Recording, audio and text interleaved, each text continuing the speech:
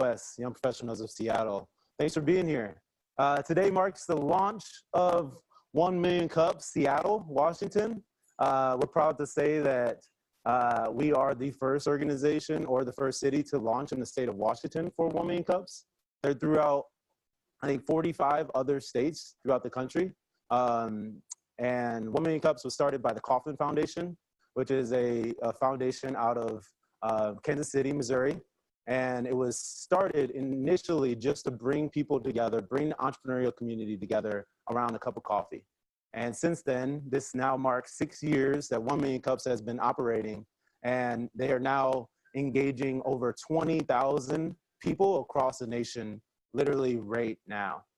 So 1 Million Cups meets every Wednesday at 9 a.m. across the country. So no other community meets at any other time but 9 a.m. on Wednesday mornings, and incubating and building communities 1 cup at a time. So thank you for being here. Thank you for being a part of this. My name is John Johnson. I'm the lead organizer for 1 Million Cups. Also new to Seattle, new entrepreneur in Seattle, and just really passionate about community and passionate about entrepreneurship and what we can do when we bring people together around a specific cause, purpose, or mission. So I actually am joined here by a number of my other team organizers. You got Ahmad Corner, who's the president of YPOS, who's actually launched ProDev Day, and I work closely with him. If you don't know him, you need to know him.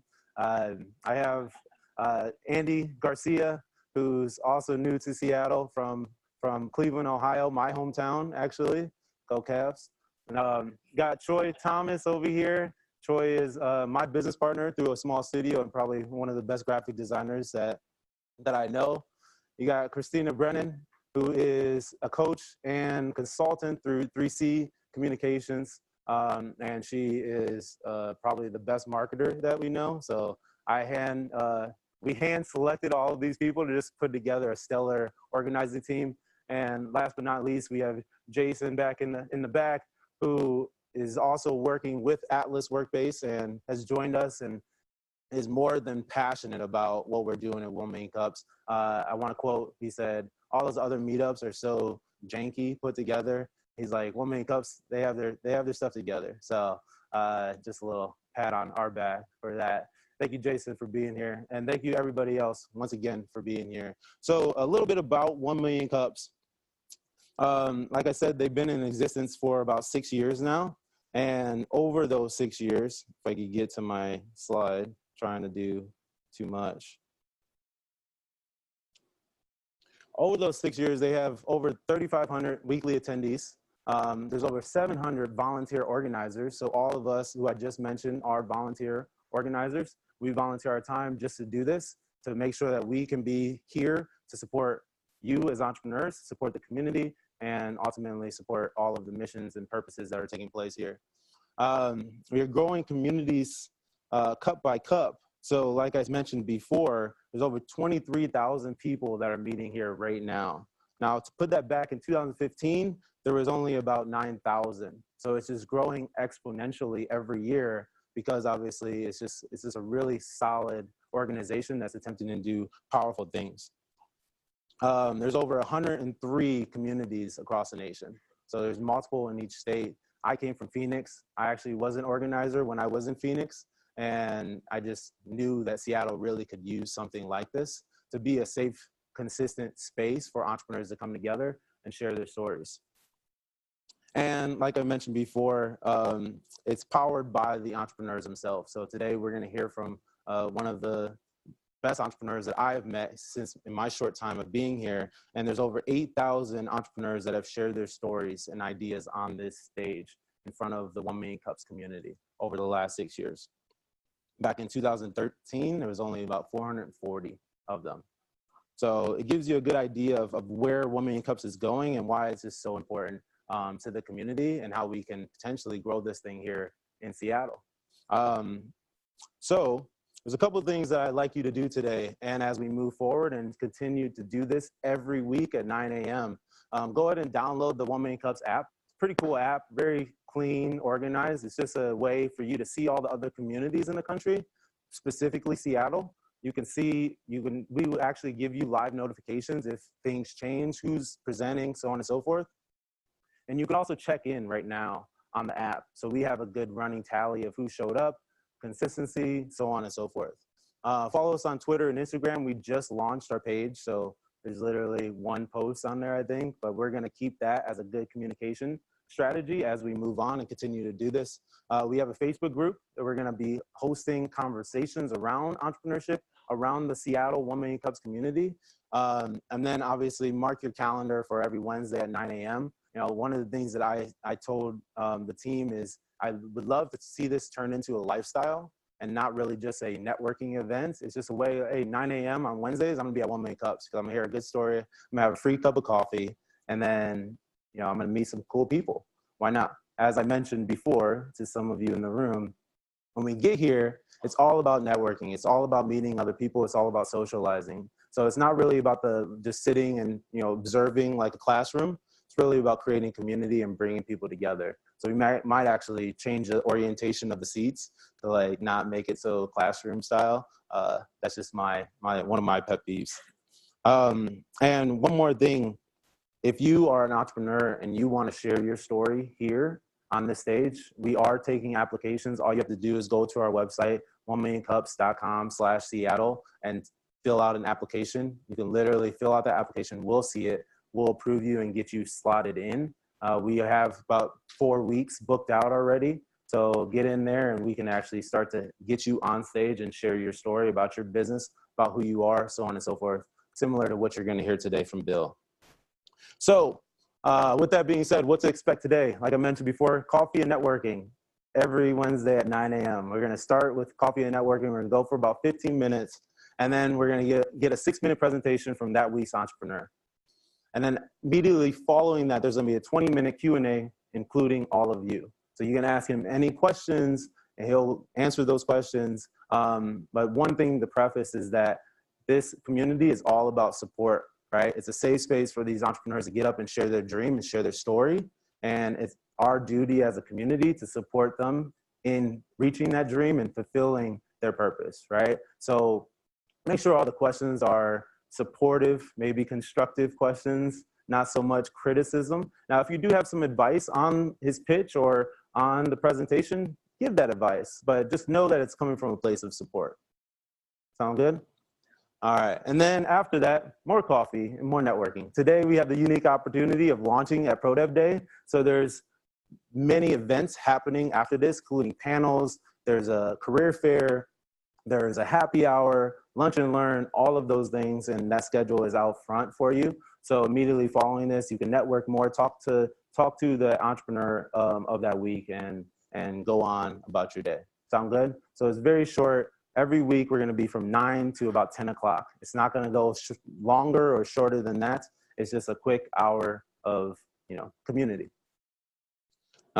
Special thanks to our sponsor. Atlas Workbase has been gracious enough to donate the space and the coffee for our 1 Million Cups community every week. So I wanted to thank them a lot for that. And also, obviously, even for ProDev Day through YPOS, Atlas has been such a gracious sponsor and supporter of the community here and the entrepreneurial community in general.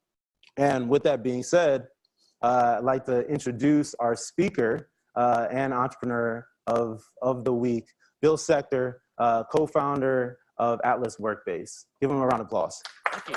Thank you. Thank you very much. Good morning. Thanks, John. Good morning. Well, I'm honored to enjoy the first cup of coffee with 1 Million Cups with this group, this new community. So cheers to all of you for starting this. This is great. Take a moment, and I always believe in like milestones, that you got to cherish the little things as you're going through your journey as an entrepreneur.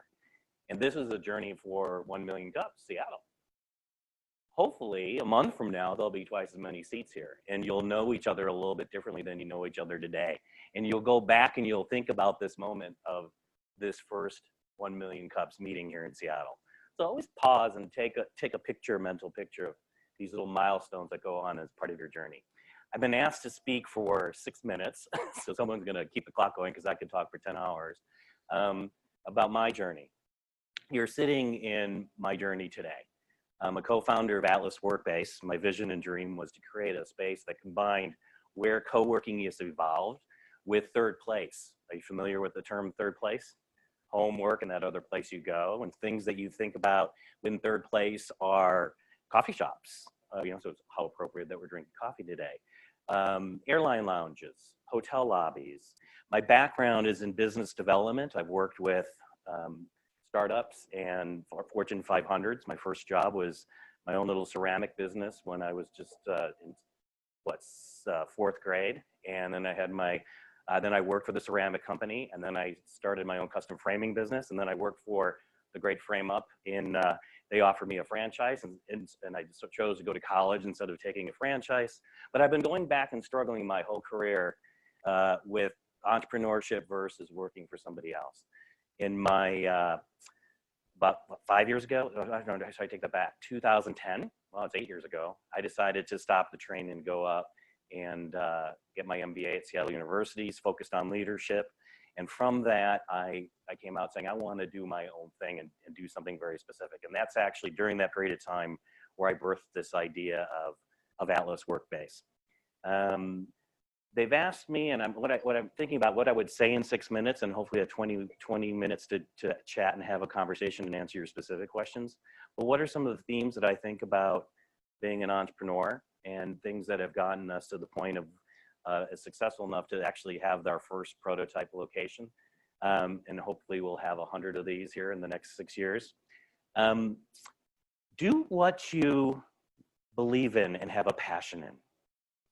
That is probably the most #1 thing. You know, I travel nearly 10 million miles on American Airlines. I'm like George Clooney, who's collecting all those, airline points or whatever.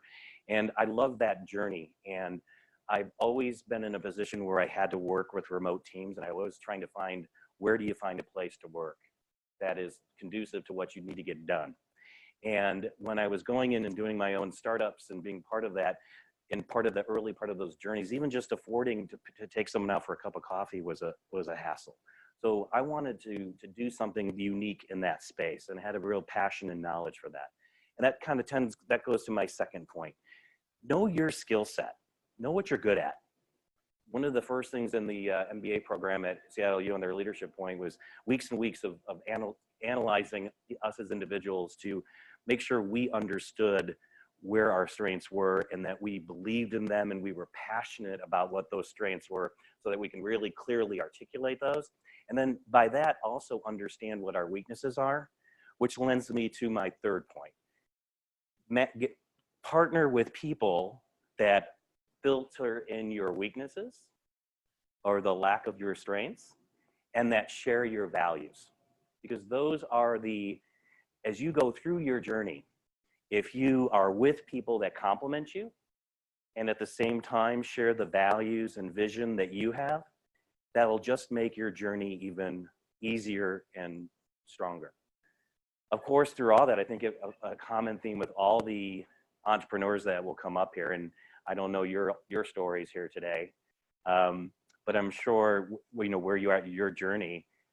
Perseverance is going to be a key issue. I don't know how many times people have said no way, or how many, as my co-founder has said, how many potholes that we have experienced in a given week and had to go around. It takes that dedication and perseverance to continue on, to really get through it, and it's hard. Being an entrepreneur is hard. It's not easy. Just because you have a good idea doesn't mean that it's going to work, right? You have to put everything you've got into it, sometimes a little bit more. So again, what fuels that? Do something that you're passionate about.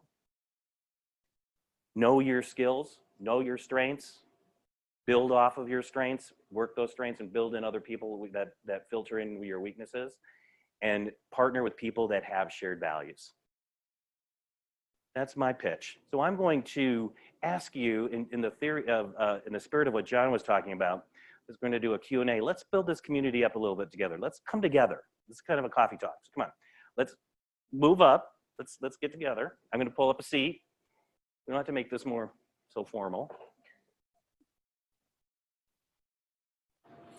Hey, Bill, while everybody's moving, I'm going to ask you to just tell us your elevator pitch of what Atlas Workbase actually is.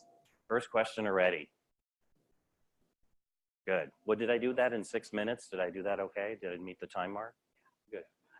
So what is Atlas Workbase? So Atlas Workbase is the marriage between coworking, where it's evolved, and third place. We want to provide a flexible space for you to work and conduct business. You know, one of the things that you might experience in your entrepreneurship is that you've got a lot of places that have been created in the co-working world to work. And some of our members, you know, a lot of our members actually that work in some of those spaces use Atlas Workbase as a place to actually conduct business. Where's the space that you can actually bring in a customer? You can bring in an investor, and that can represent your brand really well. So I don't tout to say that Atlas is the place that you need to get everything done for work. I mean, we've designed this space specifically so that it's conducive for both working and for conducting business. And to leverage the fact that everyone carries a mobile device and that needs to plug in and access into a secure internet, and that you all bring creativity to the table. And that's one of the things that is a common theme, I'm sure, with everybody here in this room as entrepreneurs. I'm assuming you're mostly entrepreneurs, but I may be wrong, or are part of that world, but that you have the appropriate work environment to get what you need to get done for that given moment. So I think if you experience Atlas, say, how many people, this is the first time that you're at Atlas Workbase? I'm just kind of curious. Oh, wow. Wait. Well, welcome. Cheers. So what you'll see here at Atlas that's different from a co-working space is that you're not renting room 107 and that's your access and you have some shared space, is that actually you can move around within the space and you can sit in a private office if you need to do some private work. You can go in a semi-private space and collaborate with a colleague, or you can go into a meeting space and actually conduct a meeting. We have audio-visual technology throughout the space, so you can plug in and do a presentation with a client in our lounge. You can't do that at Starbucks. We have state-of-the-art internet, 10 gig internet that we host ourselves at the Westin and bring it out here, and we divide it within 15 access points. I'm not the technical guy, so I can't really talk to you about that. But our whole thing here is about experience. Up front, you're greeted by a concierge team that gets to know you and gets to know your customers and your partners, so that when you're actually conducting business, they can help you go through that. And we have an on-site tech team to make sure your technology works with ours. So I'm kind of, in a nutshell, Uberizing office space, that you'll pay for what you use for how long you use it, and that it's a fair transaction. The average office is empty 55% of the time. And that's even true at co-working spaces, even sometimes more than that. So that's a little bit longer than an elevator pitch, but I just wanted to give you an idea of what Atlas is all about. At least half the room has never been here, so That's at least great. they know what it is now, right? Fantastic, fantastic. Awesome, Bill. Thank you. We're going to open it up for Q&A. So if you have any questions, just raise your hand. We're going to run you a mic. So please just wait till that mic gets to you so we can hear your question. I'm going to ask something different. I'm going to ask you to turn off the mic, because one of the things that an entrepreneur should have is be able to speak up. Is that going to ruin your program with recording it? Okay. Well, yeah, we're okay, you're recording. So we all know that everybody has a great... I'm like, you need a mic? No, yeah, one thing an entrepreneur does is speaks up and speaks his mind, just like Bill, I'm sure. Anyways, I've had my third cup of coffee, so there you go. But go ahead. Does anyone have a question on anything? This is a point to be... Here you go. Hi. I always love to know what entrepreneurs tell to other entrepreneurs, because I get asked a lot. I'm an angel investor. So what are the three most important advice that you can give another entrepreneur that is starting their business? I love to hear what other entrepreneurs tell to peers. So that's my question. What's my advice to my three? Well, I think it's what I said in the beginning. You need to follow and do something that's your passion. If you're really good at, or have a great idea, that's a wonderful thing, but you really need to believe in what you're doing. And if it's one thing to be, there's kind of two types of entrepreneurs in my mind. There's the founding entrepreneurs, and then there's the entrepreneur team. A lot of us find ourselves on a team, a startup team. And if you're part of that in particular, you need to make sure that you truly believe in what they're doing. You may bring a skill set to the party, but you need to make sure that the vision that the founder has, that you can share in that. And hopefully you're there because that founder has, or founders have realized that they know their strengths. Know your strengths. Take the time to invest in 360s. I know that there's coaches out there. We have a team of coaches that coordinate through Atlas.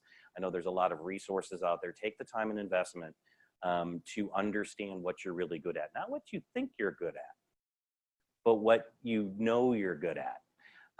And don't take the approach that, wow, I found a weakness, I need to improve on it. No, find someone that can complement that. If you're kind of in the fine line, maybe there's a course you could take or something like that. Like, I'm awful at accounting and I have to learn QuickBooks. I did that, and the amount of time that I spend on QuickBooks is taking away from the creativity of what I'm trying to do. So as I moved things and was able to afford things, I quickly got someone that could do more QuickBooks than me.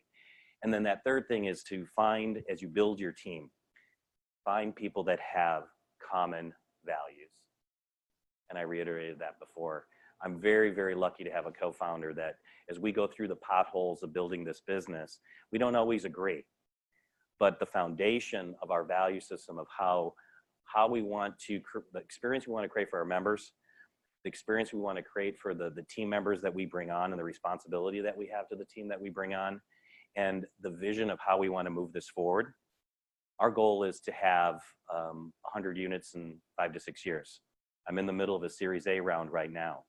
Just this morning, I had to place a value on that round, and it's pretty exciting. Got little goosebumps. Go, wow! Just after a year, and just a little over a year of operating, that we're in multiple millions of dollars of value that we're here, tens of millions of dollars. So it's pretty exciting. But that's only done if you're working with people that share those values. Good question. Thank you. Yeah. Sorry, I stole the mic early. I'm over here. Oh, I'll remember. Yeah, right along the same lines. Where did you meet your co-founders, and where would you recommend that we meet co-founders? I met my co-founder as part of another startup that I was working with, in particular, right when I was starting my MBA. And that experience, we were working on functions so that the founder of that company wasn't really good about bringing the team together and understanding the team concept. I knew what Alan did, and we had some social things together, but we really didn't go to war together, if you will. We were almost kind of battling each other because we were still trying to figure out the founder. It wasn't until the founder screwed up and did some things illegal that Alan and I, as part of the board, had to literally, can you imagine this? You're all founders, to have your board fire you. We had to have an emergency board meeting, fire the founder, hand him a check, and say you're out, then take over the whole business. So we went to war together, and we looked at each other at that and was like, wow. Through that, one, we saw that we worked together really well and that we had shared values. We weren't looking out just for ourselves. We were looking out for every single person that was involved, including the staff. And then it's just serendipity. Alan, my co-founder, built this Lumen building, the entire building. This was gray space down here. And he says, we need to figure out something to do with it. And so tied right into my passion, and the story started from there. And where do you meet? The second part of that question, where do you meet your founders? In events like this. So John brought up, this great thing about the 1 million cup community. Do things like this where it's not just going to happy hour events or whatever, but put something in your regular schedule. That's what I really like, and we really believe in sponsoring this because, if you have at 9 o'clock on Wednesdays that you're coming here, you're going to meet some people. And hopefully those people then you can meet again when you're meeting again here at Atlas in the middle of the week or whatever, and build from there, create some relationships. And at least speaking from what I hope to work through Atlas, if you have ideas of how beyond what the 1 Million Cups does, how we can put programming together to help you build those relationships moving forward, and let us know. That's what this pilot's all about. A good question. Were you the one reading the book Lost and Founder? Yes. Okay, I love it. Okay. Oh, sorry. Okay, hello. Can you tell us about a time where you were getting some negative feedback on what you were trying to build and do, and how you decided whether or not to hear that feedback and change what you were doing, or just trust your gut and press on? That's a really, really good question. And it's actually, it'll turn into kind of a bit of advice. You can't go into any entrepreneurship idea thinking that you're not going to get criticism. That's going to happen to you every single day. Everyone's going to have an opinion, especially if you start asking for money, right? And I think that's pretty of a common thing of what happens. So what we did, and one of the things that I'm really good at, one of my strengths, is business development. So I put together Atlas Workbase with working with strategic partners. Our lighting is all by Corporate Phillips. Our furniture is by Steelcase, and it's a distributor, Open Square. You might see their trucks around. I partnered with FedEx Office to provide all of our business services. So when we start having conversations with them, and they're investing millions of dollars into what we were trying to put together, it's listening. Go in with an open mind that whenever you're bringing someone into a conversation and you're going to get criticism, that you need to listen to what they have to say, not necessarily do what they say, but incorporate it in your total vision and be able to adapt. We wouldn't be sitting here today if you saw my business plan, Project Hive, Beehive, you know, everyone kind of coming together in here. Project Hive, it looks totally different than what this is here today. And one of that's the result of listening to all these other partners coming in. So did that answer your question? Yeah, it did. Thank you. Yeah, it's kind of go in there with an open mind to listen and take that advice and move forward, and then communicate that back. I had a quick question. What makes Atlas Workbase different from there's a lot of other co-working spaces out there, and it's a growing trend. What makes Atlas Workbase, like, what's the biggest differentiator, and what's going to get you to that 100 locations? We're not really a co-working space. So, and that's what we hope for people to figure out. We're a retail space. We are a place, we are that third place that you come to work and conduct business. So how does that work? We're on the first floor. You'll never see us on floor 6, 7, or 8. You'll only see us on one floor plate, at most 2. And if we're in 2 floor plates, there'll be a common area. This is designed very specifically that our community, our square, will have a piazza kind of effect. So you'll never have to go up and down an elevator to be part of the community. Our access to Atlas is sold differently. I kind of talked about Uberizing office. We provide access, you know, by what you use for how long you use it. So we created programs and pricing programs, full-time, half-time, quarter-time, monthly, and daily. I was talking to a member here that buys our day passes. She buys them in packs. She got our 3-hour packs and our 5-hour packs, and she buys them in 20. So when she needs a place to meet, she can use them anytime and just pop in, and Atlas is her home. And after a couple visits, we know who she is. We can treat her clients appropriately. When you come in here, every need is taken care of for you. So we're a little bit different from that perspective. And from that perspective, I can see where our members might have, in addition on their team, might have multiple spaces that they work. The other thing that'll be really interesting is we open up units 2, 3, 4, and 5 here in Seattle, that your membership you'll have access to all of those places to plop down. Wouldn't that be interesting? So that you're not just renting Office 107 at co-working location X, but you literally have access to all the space that we have. And because we built Atlas out with that intention in mind, that we're not selling space per se. You're not renting that office, even though we do rent that office to that particular client, but you're not renting that office. You are paying for access to that office. So all of our inventory as we build out will be that way. So you don't go to another, you know, affiliate or another location and ask to have a space and, oh, well, the house is full. That's a common problem. Did that answer your question? Great. Thank you so much for hosting us. My name's Tyler. Hi, Tyler. Curious, I have a mentor who said that, as someone who is fully operational in your entrepreneurial endeavor here, the things that they've learned from the most, of course, are the failures. And so I wanted to kind of piggyback her question and just ask if there's been anything that, you know, you've learned from that you could teach us from, kind of something you thought was going to go a certain way and then didn't, or the learning from I know it's still early in the process, but the early failures. A specific failure. Hiring team members, not going with your gut with, I gave that advice, but bringing someone on based on need, not based on what I was talking about. Did they bring something to the table that you don't have? Did they share those same type of values? And when that person came on, I was doing a disservice. We were doing a disservice to them. We quickly rectified that and decided not to keep that person, and that was hard conversation to have, but we did that.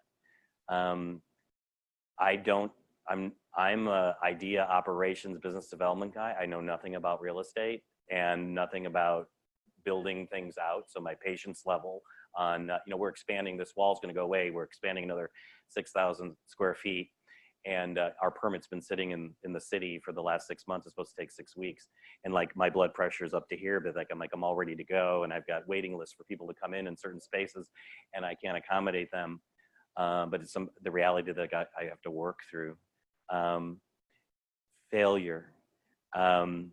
As an entrepreneur in general, I failed a lot. This is like one of those success stories that we're here, but our journey is not done. I still got to get our Series A. I've got a team of people that are counting on me and my business partner to take us to the next level. But in those moments of failure, you need to reflect and understand what you can learn from that. You need to, again, go back and listen to those people that were part of it with an open mind and absorb what they're saying and incorporate that into your journey. And part of what I've learned through that is to let go. I've got the idea. I'm the idea guy. And, I've got to let someone else come up with the idea or solve the problem. I have to have trust. And these are things that I learned through my journey as an entrepreneur, from selling my little ceramic waterers to my custom framing to all the other different businesses that I've been a part of. Any other questions? Got a mic? Hi, Bill. I'm Hi. Kyle. Hi, Kyle. What resources have you turned to in the past, or what resources do you turn to now, such as books like 7 Habits or Marcus Buckingham, as you mentioned, strengths? Like, what do you utilize in your own growth? For my own growth? Okay, that's a good question. So one of my mentors in my MBA program was Phyllis Campbell. I don't know if you're familiar with Phyllis. She runs JP Morgan Chase for the Pacific Northwest. She reports directly to Jamie Dimon as part of the organization. I had the opportunity to work with her one-on-one in the program. And one of the advices, I said, you go around and you're so busy and you do this, how do you keep yourself healthy? And she said, you need to take mini vacations. I go, what's that? She says, well, I'm pretty persistent about being at the WAC at 5:30 every morning, doing my half hour of cardio. But then in any given day, I'm walking out of this big tower. What is it now? It used to be the Chase Tower. I'm not sure. What is it? Russell Investments or whatever it is. And I, at least at a minimum, walk around the block once. I take a mini vacation. So I kind of took that to heart. So throughout my whole MBA program, I took mini vacations as I was building out the business plan. I'm a millionaire with miles. So I would fly to Paris every 6 weeks and work, read, just kind of put myself in a totally different environment to get in that space and get rid of the noise. And that's really helped. And very serendipitously, that's a word, the first article that was written from GeekWire about Atlas Workbase was picked up by the Consulate of France. And the first meeting that I had was how I could bring Atlas Workbase to France. Isn't that cool? So I created it there, and it actually came back to me that way. So to answer your question is, find something you're passionate about and put yourself in those moments to take mini breaks, mini vacations, and just focus on your health and well-being, physically and mentally. And again, feel free to reach out to people. I think another thing that's really important that I hope to bring to Atlas here in a more formal way is executive coaching. Getting coaches and investing in yourself and in coaching, knowing that it's lonely to be an entrepreneur. It's lonely to be leading that. Who do you talk to? You don't want to project weakness. You want to always project this positive I've got it all together. But you know, everyone needs someone that you need to bounce an idea up and talk to. And that's the great resource of an executive coach. So I hope that that's something that we'll have here very soon in a more formal way, and in a way that you can afford it, that you can buy a piece of a coach for the amount of time that you're using that coach for the type of what you need from that coach. Did that answer your question? All right. Well, thank you, Bill. Great. Give Bill a round of applause. Thank you very much. Enjoy your time at Atlas. Thank you. Thank you. Oh, thank you. Yeah, Perfect. a little 1 million cups mug. Awesome. All right. Well, that's the 1 million cups, our first one, huh? It's great to have the actual founder of the space that we're in and that's hosting us. I mean, that normally doesn't happen, but I just thought it was super fitting for our first one. Next week, we actually are going to be hosting Jonathan Kumar, founder of Samaritan. If you haven't heard of Samaritan, Samaritan is a mobile application that actually is attempting to really impact homelessness in this city. They were actually just on the front page of the Seattle Times on Saturday. I had the honor of meeting him last week and have some of his beacons in my book bag. Really cool. So like I said before, every Wednesday at 9 a.m., we're going to be right here. So put it on your calendar, come out. Just like Bill said, you know, it's a great place to meet people. I actually met Andy last Pro Dev Day, and we are now I'm flying to Columbus next week. We're going to be doing business together just because of this one connection that we ended up making. So a lot of your questions, be here, be at Pro Dev Day, be in the community and really get your hands dirty, because that's what this is all about. You know, it's about people, it's about making those connections. So also every week, we're gonna be giving out one of these snazzy little 1 million cups travel coffee mugs. So I have a question. At the beginning of the presentation, I said there was a certain number of people that are meeting every week for 1 million cups. Who knows how many people I said?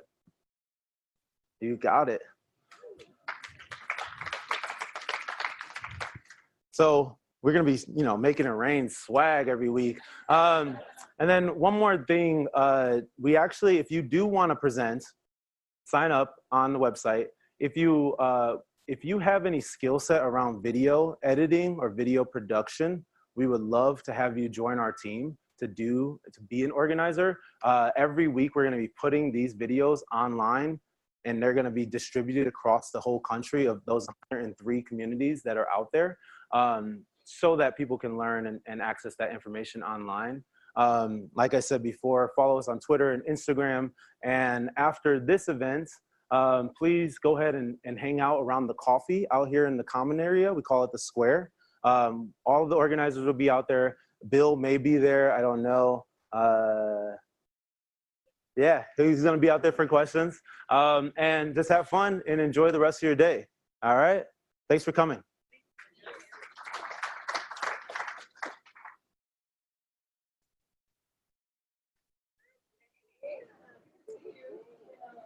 Crap.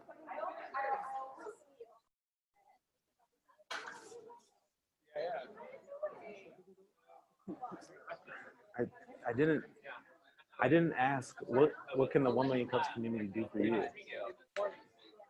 So the one thing I'm supposed to do. Yeah, one job. I have one job. Ah, man. Oh, absolutely. Well, yeah. Watch, I gear. Oh.